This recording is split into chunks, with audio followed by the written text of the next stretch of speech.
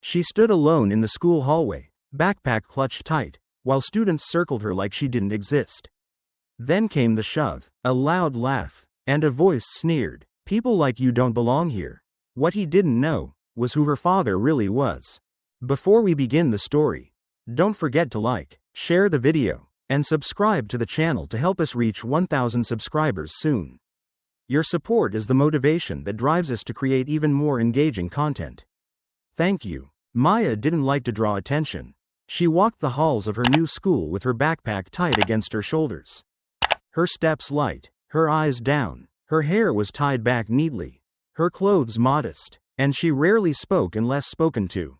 The kind of student that was easy to forget, except for the fact that she was one of the very few black girls at a predominantly white, upper-class high school on the edge of town. This school had an order to it, unspoken, but unmistakable. The popular kids took up space like they owned it, laughing loud, moving in packs, filling the hallways as if they were stage lights and everyone else was background. Then there were the invisible ones. Like Maya, kids who kept their heads down, who didn't belong to any crowd, who existed in the margins. Bryce was everything Maya wasn't. Quarterback of the football team, son of one of the town's wealthiest families, always surrounded by admiration like a warm breeze that followed him everywhere. He knew his place at the top of the food chain, and he made sure everyone else knew theirs. Maya first caught his attention during gym class. He had offered her help during a partner exercise, his tone somewhere between mocking and flirtatious. She'd said no, politely but firmly. She hadn't meant anything by it, but that was all it took. By lunch the next day, he'd started the little jabs. Quiet type, huh? Guess we all know why. Where'd you move from? A shelter? Hope you didn't bring fleas. Maya tried to ignore him. That only made it worse. Then came the moment that would stick in her memory like a bruise. The hallway between 4th and 5th period was packed. As always, kids moved like waves, chatter bouncing off lockers. Maya was almost at her next class when Bryce stepped right in front of her. His friends flanked him like bodyguards. "You think you're better than us?" he said, loud enough for others to hear. "Too good to talk? Or just scared you'll embarrass yourself with your ghetto accent?" Some kids nearby laughed, others just watched, pretending not to. A few raised their phones, catching the moment like a show they hadn't paid for.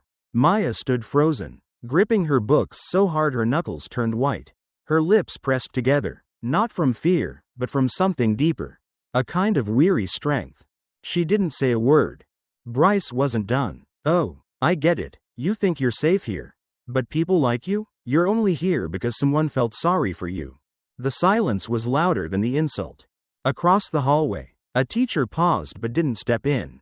Another turned into their classroom, pretending not to notice. Maya looked at Bryce, not with anger, but with something colder. She didn't cry. She didn't flinch. She just looked at him for a long second, then stepped around him and kept walking. And that should have been the end of it. But someone had seen everything. Not a student, not a teacher, the security guard near the cafeteria, who had worked there for over a decade. He didn't intervene. He wasn't supposed to, but his eyes followed Maya as she walked. He'd seen that look before. The one kids wore when they were holding something heavy inside. Outside, as Maya pushed through the school doors, a black Dodge Charger pulled up at the curb. Its engine purred low, steady. The windows were tinted, the paint clean enough to reflect the clouds above. It didn't belong to any student. As Maya approached the car, the back door opened, and for the briefest moment, every student who happened to glance outside went still. Because the man behind the wheel didn't look like a driver. He looked like someone you recognized instantly. Strong jaw, shaved head, calm like stone. Vin Diesel stepped out, rounded the car, and held the door open. Maya got in without a word. And Bryce, watching from the window above, went pale. Noi Dung Chuang Won. The morning after the hallway incident, Maya walked into school just like she had the day before, quiet, alone, and with the same calm mask on her face. But everything felt different. The stares weren't subtle anymore. Whispers floated just loud enough to reach her ears. "That's the girl from the video. I didn't know she had a connection like that. Did you see who picked her up?" Even students who never noticed her before now watched her pass like she carried a secret they weren't ready to understand. In homeroom, Ms. Lancaster, the teacher Maya had only spoken to twice, gently tapped her desk before class started. Her voice was soft, almost rehearsed. "Maya, I was wondering if you'd feel more comfortable transferring to another homeroom, or even considering a school better suited to your needs. I'm only bringing it up because I care." It was dressed as concern, but it felt like rejection, like being asked to leave quietly. For everyone's comfort, Maya nodded once. Not yes, not no, just enough to end the conversation.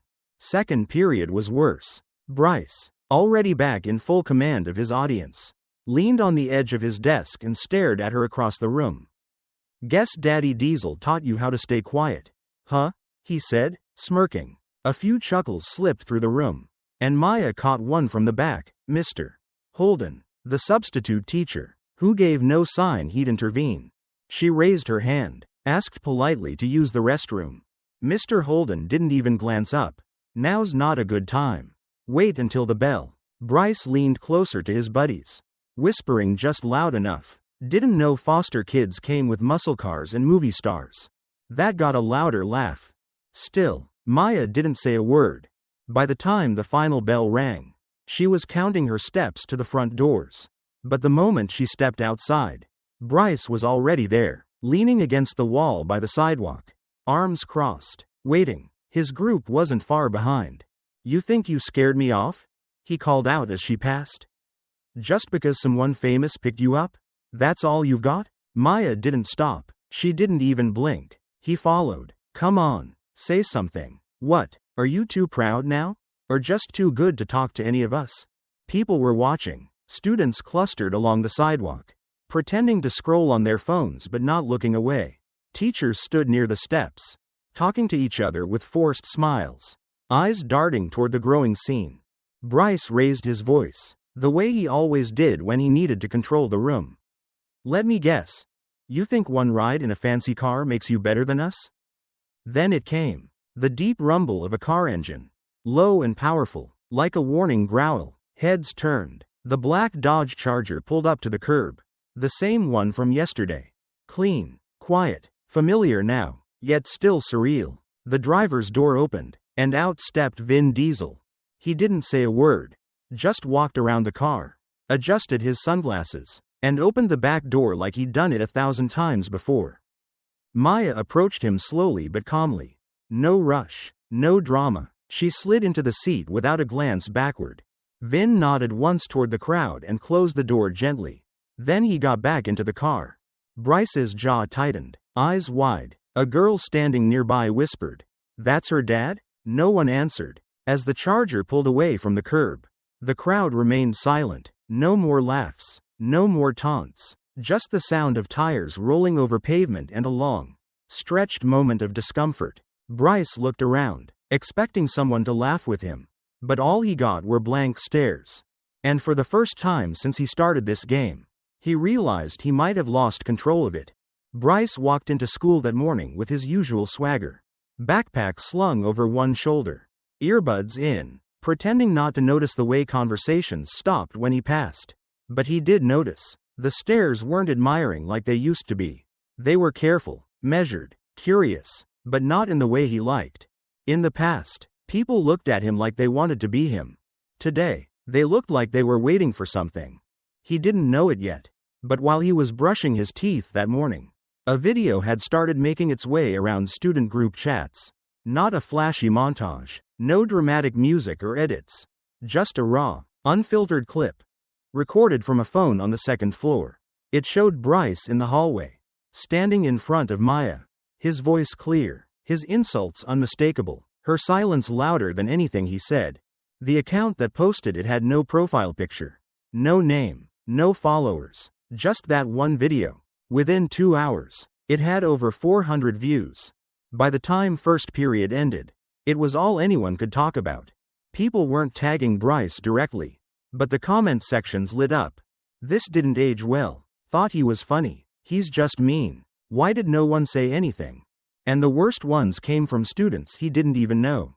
"I remember when he made fun of me in 8th grade for stuttering." Same energy. He threw my lunch tray once. Everyone laughed. I didn't. Quiet voices from years past were finding new strength in someone else's story. Bryce tried to ignore it. Sat through English like nothing had changed. Tapping his pencil on the desk. But it was different. The girl who usually passed him notes didn't turn around. Two of his teammates whispered across the room, but didn't meet his eyes. Even the teacher, Mr. Avery, called on him less than usual. When he did, his voice lacked the usual warmth. In the third row, Maya sat like she always did, back straight, eyes on the board. But this time, when Bryce glanced her way, she looked back, and held it, not for long, just enough. There was no rage in her face, no smug satisfaction, just calm, stillness, like someone who had already made peace with a storm she didn't have to fight anymore. He turned away first. Lunchtime was worse. People moved around him like furniture. His table was half empty, and even those who sat stayed quiet. He checked his phone. Another message from a number he didn't know. You finally got caught. By the end of the day, the intercom crackled during the last period. A voice asked for Bryce to come to the office. He stood up slower than usual, tried to look casual, but his hands trembled a little. In the main office, Principal Green sat behind her desk, glasses pushed down low, hands folded. There's a video circulating, she said without any warm-up. I've watched it. The district's seen it. I need to hear your side. Bryce scoffed. It's being blown out of proportion. It was just a joke. Her face didn't change. There are several former students reaching out now. They say this wasn't a one-time thing. He leaned forward, voice rising. They're lying. They're just jumping on because it's trending. Maybe, she replied calmly, but the video is real. Your words are clear, and Maya never once retaliated. He opened his mouth again, ready to argue, but something stopped him. For the first time, he noticed the way she looked at him. Not angry, not disappointed, just done, as if she'd heard these excuses before. From other kids who thought the rules didn't apply to them, and none of them had walked out of that office the same. She tapped a pen on her desk and gestured toward the door. You'll be hearing from the district by tomorrow. And just like that, the air in the room shifted. Bryce stood there a moment longer, suddenly unsure where he was supposed to go. By Wednesday morning, the hallways felt tighter, not physically, but in the way tension fills a room before someone says something no one wants to hear. Students moved quieter, glancing down at their phones, then up at each other, then back at their screens. Something had shifted. The first new post came from a sophomore named Jordan. He was quiet, always had been, but now his voice was louder than ever, through a simple screenshot and a few lines of text. Freshman year.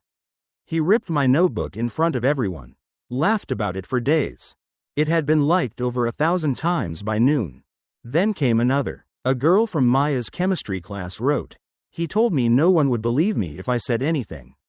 He was right, until now. Then another, and another. Each post didn't just tell a story, it connected to a pattern. A trail Bryce had left for years, thinking it would never matter. And now, that trail was catching fire.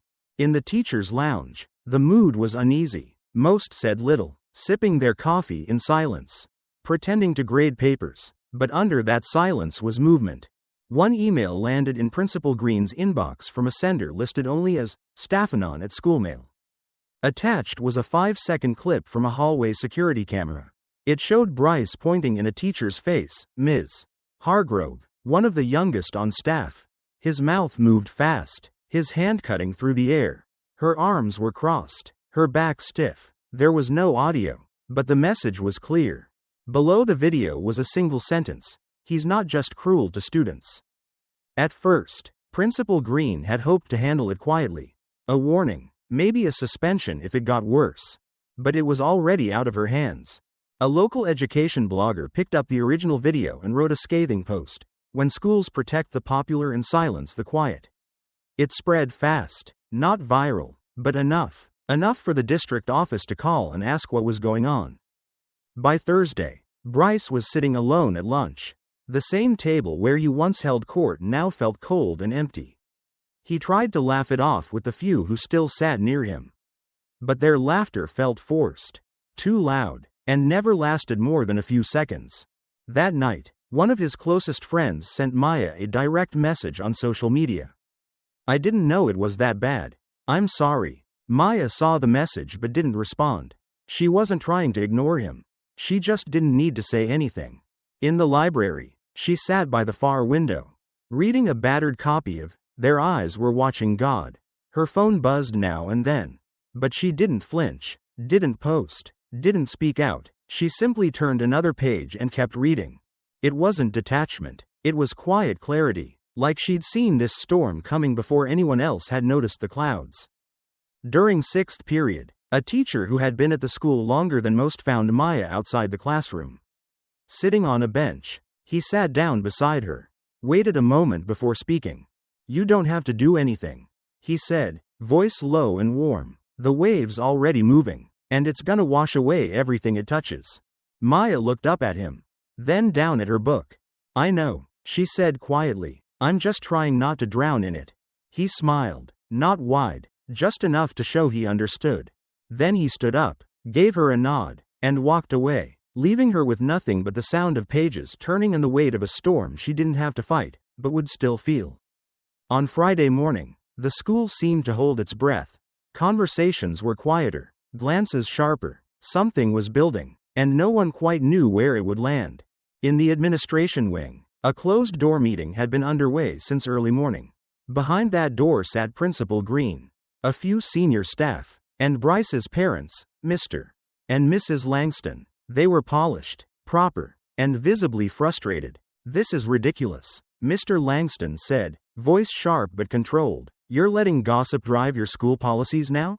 Mrs. Langston added quickly, "He's just a teenager. Teenagers joke around. You can't crucify him for a hallway comment."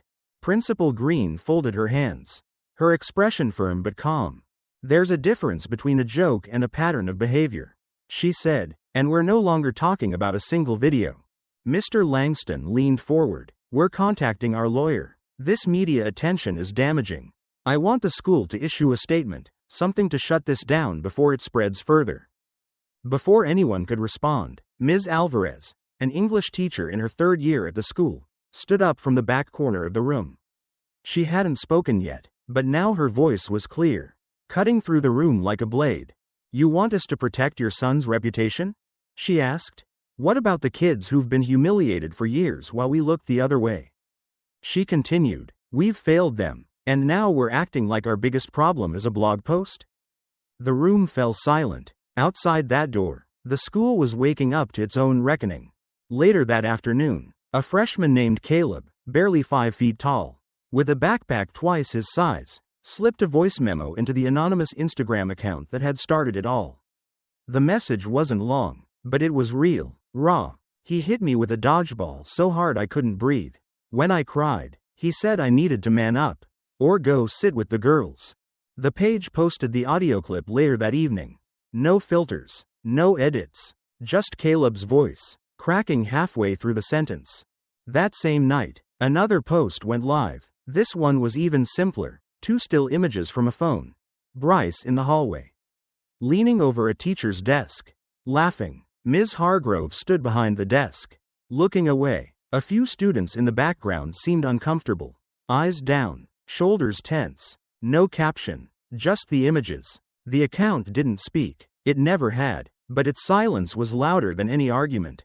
By Monday morning, everything had changed. Maya still didn't post, still didn't speak publicly, but the shift around her was noticeable. In the cafeteria, someone offered her a seat for the first time since she'd transferred. Not out of pity, not because of fear, just a quiet invitation, an acknowledgement. During math class, another student passed her a folded note. Inside was one sentence: "I'm sorry I didn't say something sooner." Even those who had never spoken to her before now nodded when she passed. Small gestures, but real, earned, not forced. And through it all, Maya remained steady, not because she didn't feel the weight of it, but because she did. At lunch that day, a notification pinged across every phone in the building. A new clip had just gone live. This time, it wasn't a student speaking.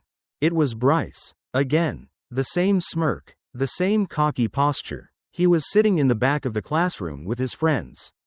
pointing at Ms. Hargrove as she wrote on the board. She probably got her degree off a cereal box. He joked. Laughter followed, low but distinct. Then his voice again, louder this time. No wonder she teaches English. You don't need real skills for that. The camera wobbled slightly. Whoever had recorded it was trying not to be noticed. But the footage was clear enough. And this time, no one could look away. The morning after the video of Bryce mocking his teacher went viral. He showed up at school with a new haircut, a stiff smile, and a carefully rehearsed apology. His voice was soft, measured. He posted a short video to his social media account before first period. I made mistakes, he said, sitting in his spotless bedroom with a bookshelf neatly arranged behind him. High school can be hard. The pressure to fit in, to lead, to be someone you're not, it gets to you. I never meant to hurt anyone. And I'm truly sorry if I did. He paused for effect, eyes looking just off camera, like someone had told him that would make it feel more real. But it didn't. The comments under his post filled up quickly. At first, a few supportive voices chimed in, mostly friends of his parents or people who didn't know the full story. But as the hours passed, the tone shifted, fast. This isn't about pressure. This is about character. You didn't apologize until the videos came out. My brother was in your gym class. He cried for weeks. Then came the posts that truly broke the illusion. Students who had never spoken publicly began to share long, detailed stories. One girl recalled Bryce throwing her sketchbook in the trash and laughing as she picked it up. Page by page, a boy wrote about how Bryce once made a fake Instagram account just to mock his stutter. Another student, who had since transferred schools, posted a story that shook even those who had tried to remain neutral. I never talked about this before. The post began, but freshman year, I told my teacher that Bryce made me uncomfortable. The next day, he told the whole class one was snitching for attention. I stopped coming to school for a week. Each post echoed the same theme: silence, shame, and fear. Until now, the school's administration could no longer pretend it was a misunderstanding. Principal Green, once seen as composed and decisive, was suddenly under fire. A clip from 3 years ago resurfaced, her praising Bryce's leadership during a school fundraiser. He's the kind of young man we want representing our school, she'd said, beaming at the camera. Now that same clip was paired with screenshots of the recent videos. The contrast was damning. Local news picked it up. Then regional outlets. A popular education blog published a scathing op-ed titled, "When Schools Protect the Powerful." The comments section was filled with parents, teachers, and former students from all over the country sharing similar stories. It wasn't just about Bryce anymore. A group of parents created an online petition demanding a full investigation into the school's environment. Within 24 hours, it had over 5,000 signatures. Community meetings were scheduled. Reporters started calling. Inside the school, the tension was thick. Some teachers whispered in hallways. Others tried to keep things normal. But the students knew nothing was normal now. During third period, in an English class Maya rarely spoke in. The teacher gently turned to her. "Maya," she said softly, "would you like to share how you've been feeling? You don't have to, but if you want to. This space is yours." Maya looked up from her notebook, her face calm but unreadable. She thought for a moment, then shook her head. "I don't think I need to say anything else," she said. The teacher nodded. No one pressed further. Then, just before the final bell, the overhead intercom crackled to life. It wasn't the usual student announcements or reminders about lunch duty. It was the principal. Her voice was steady, but not as firm as usual. "This is an official notice," she said, effective immediately. Student Bryce Langston has been placed on indefinite suspension pending further review. There was no explanation, no justification, just the name. And in that moment, the entire school seemed to stop moving. Some students looked at one another in disbelief. A few gasped, others whispered, but most just sat still, processing the weight of those words.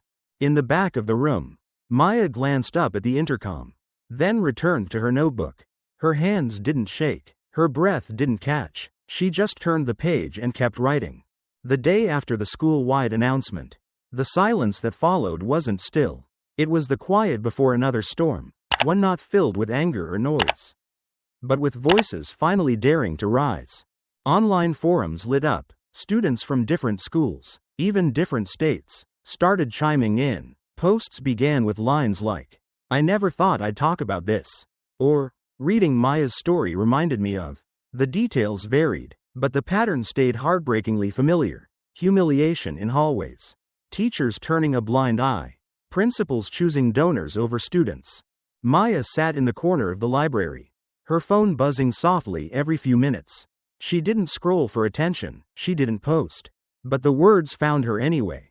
The anonymous account that had posted the original video had now become a space for truth. Quiet truths, painful truths, and now, collective ones. Later that afternoon, a woman with a press badge clipped to her coat walked up the front steps of the school. She wasn't flashy. She didn't carry a camera crew or a microphone. Just a small notepad and a calm presence. She asked to speak to Maya, not for a quote, not for drama, but for her voice, for the story in her own words. Maya met her eyes, took a moment, then shook her head. "I'm not the story," she said quietly. "This isn't just about me." The reporter respected that. She wrote her piece anyway, about a student who had become the eye of a storm without raising her voice. And about a school forced to listen because the silence had become too loud to ignore. That evening, the living room was warm and dimly lit, with the soft hum of the heater kicking on in the corner. Maya sat on the couch, legs tucked under her, a blanket draped across her knees. Across from her, Vin Diesel leaned forward with a quiet seriousness in his expression. He handed her a manila envelope. Not dramatic, just steady. Inside was a neat stack of papers, an application for a scholarship focused on youth advocacy. A letter from a national nonprofit fighting for safer school environments. An invitation to speak at an upcoming youth summit in Washington, D.C. Maya stared at the envelope. She didn't pull the papers out all the way. "They want me to give a speech?" she asked, her voice more curious than surprised. Vin nodded. "They saw what you stood through without ever lashing out," he said. "They think that means something." Maya looked down. Her fingers lightly touched the edge of the invitation. "I'm not a speaker," she murmured. "I'm not that kind of brave." "You don't have to be anyone but yourself," Vin said. She let out a quiet breath. "I don't want to be remembered as a victim. I don't want that label following me forever." Vin sat back, resting his hands on his knees. His eyes held something gentle and firm. "Then don't let it," he said. "You're not a victim, Maya. You're a mirror. People saw something in your silence they couldn't ignore." She glanced back at the papers, then folded the envelope closed and set it on the coffee table. "I'm still figuring out who I want to be." Vin nodded slowly. "That's all right," he said. "You don't have to fight for everyone. You don't even have to fight at all. Just live in your truth. And if you do that, Maya, that alone can change more than you think." The room went quiet again, not heavy, but thoughtful. Maya leaned back into the couch, her eyes resting on the flicker of light from the street lamps outside. She didn't have all the answers. But for the first time, that didn't feel like a weakness. It felt like a beginning. The gymnasium had never felt this quiet. Rows of metal chairs filled the floor. A podium awkwardly placed at the front. Parents sat stiffly beside their children. Teachers stood along the walls. And local reporters adjusted their microphones in silence. The usual buzz of after-school chatter was gone. In its place was something heavier, expectation. The school had announced the meeting late the night before. They called it a community conversation. But everyone knew what it really was. The administration was trying to put out a fire. And the entire town had shown up to watch. Principal Harrington took the stage, his face tighter than usual. He cleared his throat and read from a prepared statement. "We acknowledge mistakes were made. There were failures in oversight, in response, and in responsibility. We apologize to the students, families, and faculty affected." The words were polished, safe, but they didn't carry the weight of truth. Still, for the first time, he said them in front of everyone. And that, at least, was something. Later that afternoon, an email circulated among the staff. It was a letter from a retired teacher, Mrs. Ellen Marsh. Years ago, she had left the school quietly after a public encounter with Bryce during a student fundraiser. He had mocked her for her age in front of a room full of students. No one defended her. The administration said she was being too sensitive. She never came back. Now, her words were different. I always thought silence was weakness. Her letter read, but Maya showed me silence can be a form of strength, when it's steady. When it refuses to bend. I left quietly years ago. She stayed quietly and changed everything. Bryce wasn't done. His parents, desperate to salvage their son's future, brought in legal counsel. They argued that the videos had been recorded and shared without consent, that his image had been exploited unfairly, and that Maya's silence had created a hostile environment for him. But it was too late. Too many people had spoken. The timeline was clear, the evidence undeniable, and the witness accounts impossible to ignore. A former classmate came forward with screenshots of messages. A custodian submitted a report he had once been told to forget. Even a substitute teacher from last year emailed the district, sharing an incident that matched what others had described. No one was coming to Bryce's defense now. Not even the people who used to laugh at his jokes. As for Maya, she stayed where she always had, at the edge of the noise. When a popular local podcast asked to interview her, she declined. When a morning show called her house, she said no. But one day, when a student-run livestream invited her to speak, she showed up. No makeup, no script, just a hoodie and a calm look in her eyes. They asked her what she wanted to say. She looked at the camera and said softly, "I didn't speak up to be heard. I stayed silent so the truth could echo louder." That was it. She got up, thanked them for the space, and left. The clip went viral within hours. Not because it was flashy, or emotional, or dramatic, but because it was real. Her words weren't angry, but they hit hard. In the comment section, a wave of gratitude began pouring in. From students, parents, even strangers. She gave me the courage to look back at my own school years. My daughter showed me this. I cried. I've never seen silence used this powerfully. And then, quietly at first, a new hashtag started circulating. #TruthWithMaya. Not a trend, not a movement, just a ripple that came from one voice refusing to shout. And in a world filled with noise, that silence said everything. The auditorium didn't feel like a place for healing. It felt staged, folding chairs lined up in perfect rows, a microphone in the center aisle, a banner that read, "Student Voices Matter," taped to the front of the podium. Some parents whispered in the back, unsure why they'd even been invited. Others stared at the rows of students who shuffled in silently, their eyes heavy with expectation and doubt. The administration called it a listening forum, a chance for students and staff to speak freely. But the presence of lawyers, journalists, and board members seated at a long table said otherwise. It was damage control, carefully choreographed to look like reconciliation. Bryce wasn't present. In his place sat a man in a suit, thin-rimmed glasses, and an air of calculated calm. His voice was smooth, almost rehearsed. Bryce and his family regret the distress caused. They understand that misunderstandings have escalated, and they are open to restorative dialogue. He paused, looking for a nod of agreement. None came. From the student section, silence reigned until a senior girl, Leah, stood and walked toward the mic. Her voice trembled at first. "I've been quiet since freshman year," she said. "I used to think maybe I was just too sensitive. But I remember Bryce knocking a kid's books down and telling him he didn't belong here. I remember laughing because I was scared not to."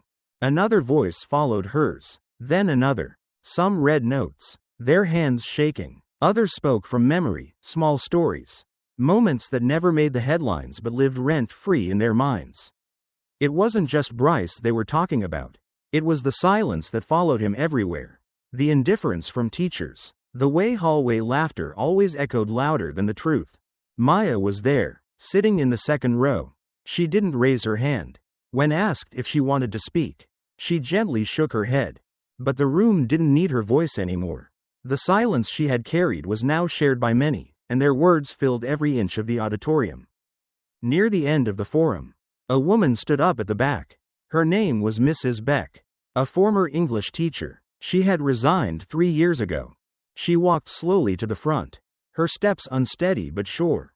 "I was here," she said. "I saw things, heard things. I was afraid of losing my job, afraid of saying the wrong thing. So I said nothing. She turned toward Maya, who sat still, watching. "I'm sorry," she said, her voice cracking. "You deserved better from all of us." And then, for a moment, the room was still. After the forum ended, people lingered in small clusters, some comforting, some debating, some simply unsure what to feel. Maya slipped out quietly through the side door, the cool air brushing against her skin like a reminder of something she couldn't yet name. She walked toward the far corner of the campus, to a stone bench behind the science building, once her quiet place. Away from the noise, sitting on the bench was a folded piece of paper, held down by a smooth pebble. She picked it up and unfolded it. The handwriting was uneven, rushed, but sincere. "Thank you for not staying silent, D." She read it twice, then again. No full name, no explanation. But somehow, she understood. Sometimes, the truest apologies don't come through microphones or lawyers. They come in the form of small gestures, left quietly, but heard deeply. The hallway looked the same, but it didn't feel the same. The lockers still lined the walls in neat rows. The floors still gleamed with the faint scent of industrial cleaner. And students still rushed by with half-open backpacks and last-minute homework. But the way people moved around Maya, it was different now. They didn't stare, not exactly. They noticed her, nodded sometimes, offered a smile, even stepped aside without being asked. It wasn't out of fear or admiration. It was respect, quiet and unspoken, the kind that didn't need headlines or hashtags. Life at the school was slowly adjusting. Flyers about anti-bullying workshops hung on bulletin boards. Teachers had begun incorporating open discussions about empathy and bias into their lessons. A few students were picked to be peer ambassadors, trained to mediate, to listen. When Maya was asked to join, she politely declined. "I think others should take that spotlight," she had said. "I'll help behind the scenes." And she did. She worked with the counselor's office to create a guide for students who felt isolated, helped organize anonymous tip lines for those too afraid to speak up, and even recommended a quiet space in the library for students who just needed a break. No attention, no titles, just action. Bryce was no longer part of the school. He'd quietly transferred to another district.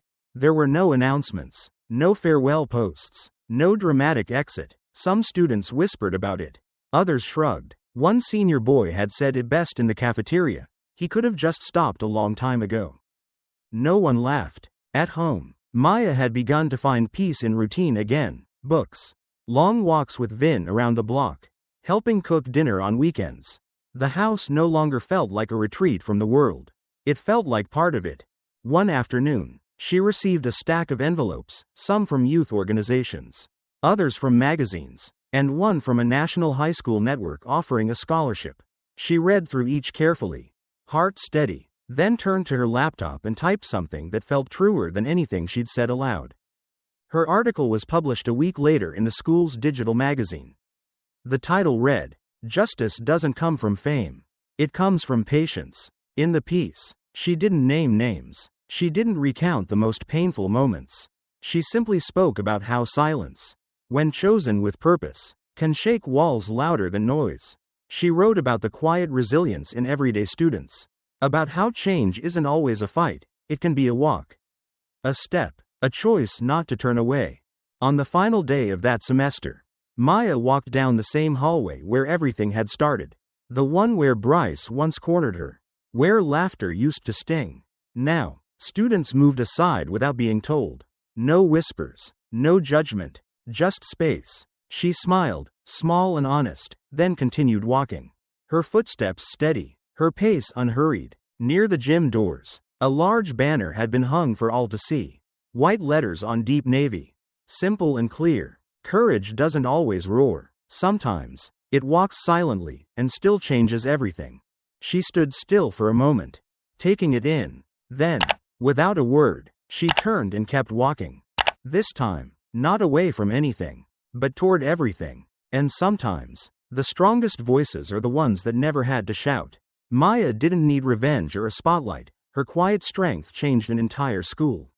It's a reminder that standing your ground, even in silence, can echo louder than any insult. Have you ever seen someone stand up without saying a word? Or been that person yourself? Let us know in the comments below. If this story moved you, don't forget to subscribe to Shadow Secrets for more powerful, true-to-life stories that uncover the quiet heroes among us. Your support means everything.